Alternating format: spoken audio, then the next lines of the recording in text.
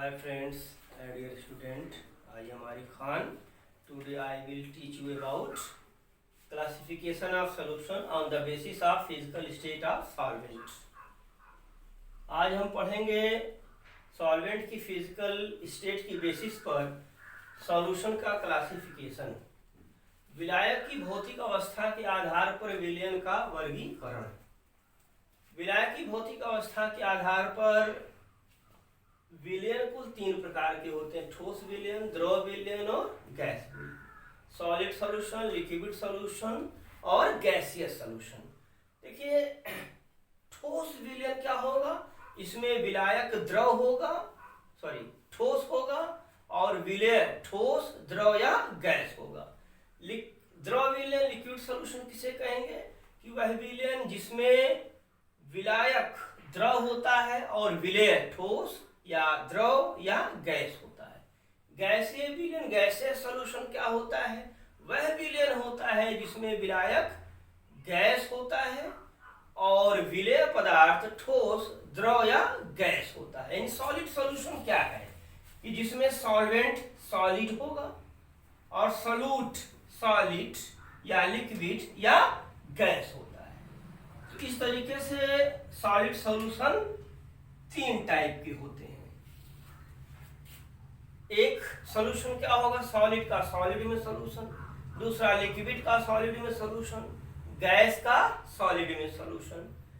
ठोस विलयन तीन प्रकार के होते हैं: ठोस का ठोस में विलयन, द्रव का द्रव में विलयन, गैस का गैस में विलयन। अब बात करते हैं लिक्विड सॉल्यूशन की, तो वो भी तीन टाइप के हो सकते हैं। लिक्विड सॉल्यूशन में सॉल्वेंट हमेशा लिक्विड होगा और सॉल्यूट सॉलिड या लिक्विड या गैस होते हैं। ये तीन टाइप के लिक्विड सॉल्यूशन हो सकते हैं। तीन प्रकार के द्रव विलयन होते हैं: ठोस का द्रव में विलयन, द्रव का द्रव में विलयन, गैस का गैस में विलयन। इसी तरीके से गैसीय सॉल्यूशन क्या होता है?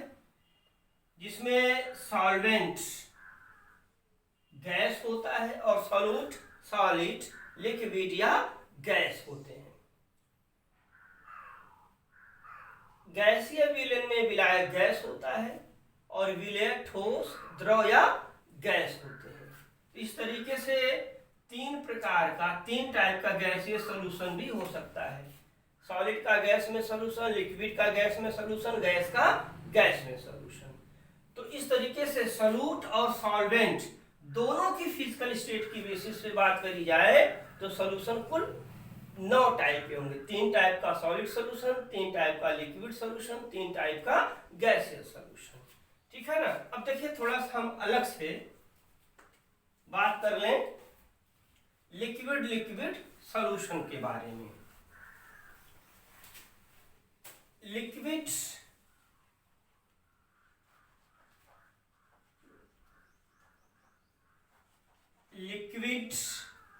सॉल्यूशन द्रव विलयन, इसमें विलय लिक्विड और विलायक भी लिक्विड होगा। यानी सॉल्यूट और सॉल्वेंट दोनों ही लिक्विड होते हैं। लिक्विड सॉल्यूशन ये तीन टाइप के, तीन प्रकार के हो सकते हैं। एक क्या होगा?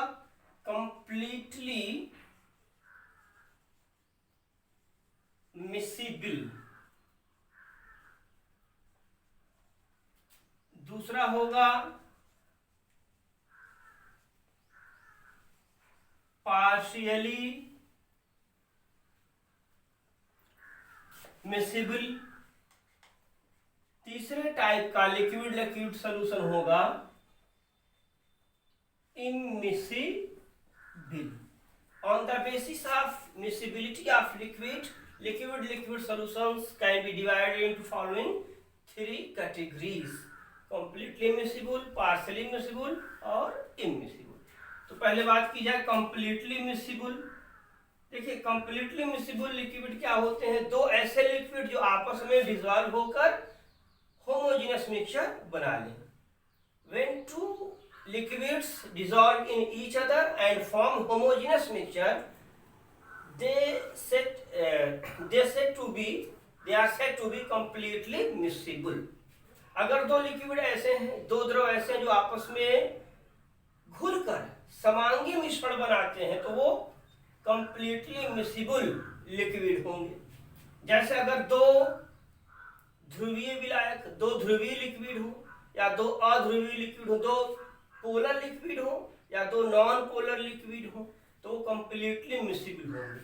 जितने भी कंप्लीटली मिसिबल होते हैं, कंप्लीटली मिसिबल लिक्विड होते हैं, उनका जो इंटरमॉलिक्यूलर अट्रैक्शन होता है, इंटरमॉलिक्यूलर अट्रैक्शन, अंतर अणुक आकर्षण, ये बहुत अधिक होता है। जैसे अगर हम बात करें एथेनॉल की, एथेनॉल एक ध्रुवीय विलायक है, पोलर सॉल्वेंट है, पोलर लिक्विड है, और वाटर भी क्या होता है, एक पोलर लिक्विड है। दो पोलर लिक्विड्स के बीच में इंटरमॉलिक्यूलर अट्रैक्शन बहुत अधिक होगा। इन दोनों को जब मिलाया जाएगा तो ये आपस में डिसॉल्व हो जाएंगे, घुल जाएंगे और घुलकर होमोजेनियस मिक्सचर, समांगी मिश्रण बनाएंगे। तो ये दोनों ही क्या है, कंप्लीटली मिसिबल लिक्विड है। कंप्लीटली मिसिबल लिक्विड तभी बनेंगे जब उनके बीच इंटरमॉलिक्यूलर अट्रैक्शन बहुत अधिक होता है। तो ये दोनों पोलर पोलर लिक्विड है, ये कंप्लीटली मिसिबल होते हैं। इसी तरह से दो नॉन पोलर लिक्विड भी कंप्लीटली मिसिबल होते हैं। जैसे बेंजीन, बेंजीन का फॉर्मूला C6H6 और टॉल्वीन C6H5CH3, ये क्या है, नॉन पोलर लिक्विड, अध्रुवीय द्रव है। इनके बीच में भी इंटरमॉलिक्यूलर अट्रैक्शन, अंतर अणुक आकर्षण बहुत अधिक होता है। तो ये भी कंप्लीटली मिसिबल लिक्विड होते हैं। अब देखिए, बात करें पार्शियली मिसिबल की। पार्शियली मिसिबल लिक्विड क्या होते हैं, ये ऐसे लिक्विड होते हैं जो कंप्लीटली आपस में मिक्स होकर के होमोजेनियस मिक्सचर नहीं बनाते हैं। ये ऐसे लिक्विड होंगे जो पार्शियली डिसॉल्व होंगे एक दूसरे में, और इनको मिलाने पर इनकी एक डिस्टिंक्ट लेयर बनती है। When two liquids partially dissolve in each other and form distinct layer, अगर दो ऐसे लिक्विड हों जो आपस में पार्शियली डिसॉल्व होते हों और उन्हें मिलाने पर उनकी एक डिस्टिंक्ट लेयर बनती है, यानी उनके बीच में जो इंटरमॉलिक्यूलर अट्रैक्शन होता है, एक लिक्विड का अलग हो दूसरे का अलग हो, तो ये क्या बन जाएंगे, पार्शियली मिसिबल होंगे। जैसे अगर हम फिनॉल लेते हैं, फिनॉल के साथ वाटर को मिक्स करते हैं तो इनके बीच इंटरमॉलिक्यूलर अट्रैक्शन कोई बहुत ज्यादा नहीं होता है। तो ये दोनों क्या होंगे, पार्शियली मिसिबल लिक्विड होंगे।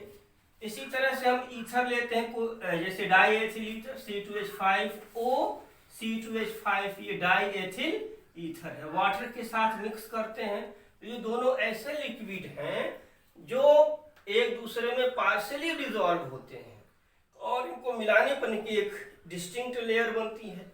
तो ये पार्शियली मिसिबल लिक्विड होते हैं। इनमें एक लिक्विड का इंटरमॉलिक्यूलर अट्रैक्शन दूसरे लिक्विड से अलग होता है। इसके बाद हम इमिसिबल की बात करें तो इमिसिबल लिक्विड ऐसे लिक्विड होते हैं जिनके बीच में इंटरमॉलिक्यूलर अट्रैक्शन लगता ही नहीं है। जैसे एक पोलर लिक्विड लें और एक नॉन पोलर लिक्विड लें, जैसे बेंजीन, बेंजीन और वाटर। वाटर क्या है, पोलर लिक्विड, बेंजीन क्या है, नॉन पोलर लिक्विड। इनको हमने मिक्स कर दिया तो इनके बीच में इंटरमॉलिक्यूलर अट्रैक्शन नहीं लगेगा, ये आपस में मिलेंगे नहीं। अगर इनको हम मिलाएंगे तो इनकी सेपरेट लेयर बन जाएगी। तो ये क्या है, इमिसिबल लिक्विड होते हैं। इसी तरह से कार्बन टेट्राक्लोराइड लिया जाए और वाटर, ठीक है, तो ये दोनों भी क्या है, इमिसिबल लिक्विड हैं। इनको अगर मिलाते हैं तो इनकी एक सेपरेट लेयर बनती है, वाटर की लेयर अलग, कार्बन टेट्राक्लोराइड की लेयर अलग बनती है। तो ये दोनों इमिसिबल लिक्विड हैं, ठीक है ना।